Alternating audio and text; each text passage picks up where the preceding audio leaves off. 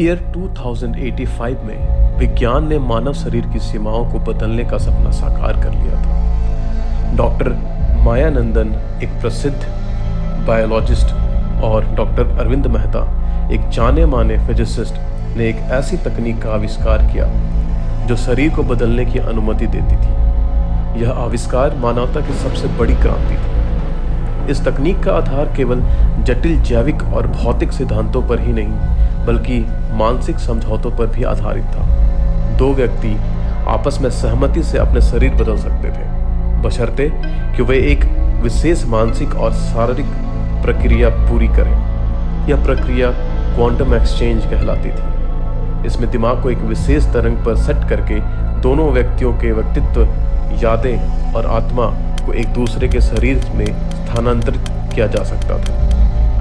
शुरुआत में इसका उद्देश्य बीमारी और विकलांगता का इलाज करना था। उन लोगों के लिए यह एक आशा की किरण थी जो अपने शरीर से संघर्ष कर रहे थे। डॉक्टर माया और डॉक्टर अरविंद का उद्देश्य उन लोगों को एक नया जीवन देना था जिन्हें यह विज्ञान की चमत्कारी तकनीक से मिला।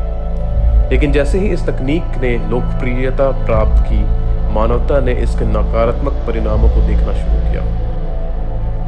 जैसे जैसे तकनीक आम हो गई, समाज में एक नया अपराध का स्वरूप उभरने लगा। एक आपराधिक समूह, जिसे फेसलेस माफिया कहा जाता था, ने इस तकनीक का गलत इस्तेमाल शुरू कर दिया। इस समूह के नेता आकाश राय और उनके साथी अवैध रूप से अमीर और शक्तिशाली लोगों के साथ शरीर बदलने का सौदा करने लगे। वे अपनी शारीरिक पहचान बदलकर बड़ी कंपनियों में प्रवेश करते, सरकारी कामों में हेरफेर करते और कानून से बच निकलते।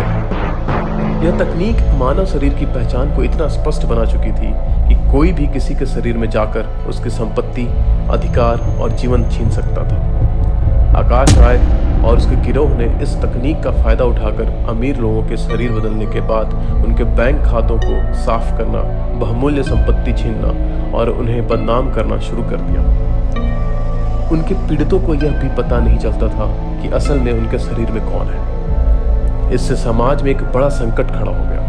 पहचान के संकट ने न्याय व्यवस्था को ध्वस्त कर दिया था। पुलिस और सरकारें इस तकनीक से उपजे अपराधों से निपटने में असमर्थ हो गई। अब किसी भी व्यक्ति की असली पहचान की पुष्टि करना लगभग असंभव हो चुका था। लोग एक दूसरे पर विश्वास करना बंद कर चुके थे। जैसे ही इस समस्या ने विकराल रूप लिया, कई लोगों ने अपनी असली पहचान वापस पाने के लिए विज्ञान की ओर रुख किया। लेकिन अब एक नई समस्या उत्पन्न हुई थी। जिन्होंने एक बार अपने शरीर को बदला था, वे वापस नहीं जा सकते थे। तकनीक का आविष्कार सिर्फ शरीर के एक बार के बदलाव के लिए था, लेकिन यह फिर से वह पहले जैसा नहीं किया जा सकता था। इसका कारण यह था कि शरीर बदलने की प्रक्रिया में डीएनए के कुछ अंशों को बदला जाता था, जो अस्थायी परिवर्तन करता था।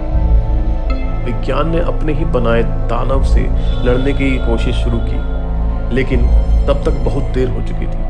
डॉक्टर माया और डॉक्टर अरविंद ने अपनी खुद की तकनीक को सुधारने की कई प्रयास किए, लेकिन वे इस जटिल जैविक और मानसिक प्रक्रिया को फिर से पलटने में विफल रहे। यह तकनीक जितनी क्रांतिकारी थी, उतनी ही खतरनाक भी साबित हुई।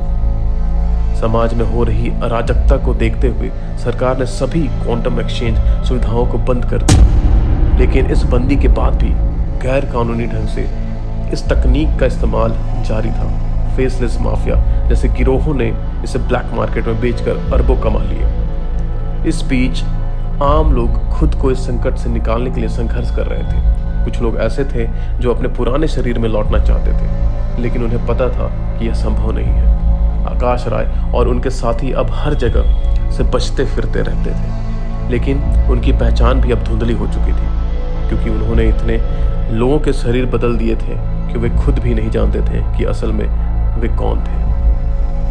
अंततः सरकार ने मेमोरी ट्रैकर नाम की एक नई तकनीक को विकसित किया, जो लोगों के दिमाग से उनके वास्तविक शरीर की पहचान को ट्रैक कर सकती थी।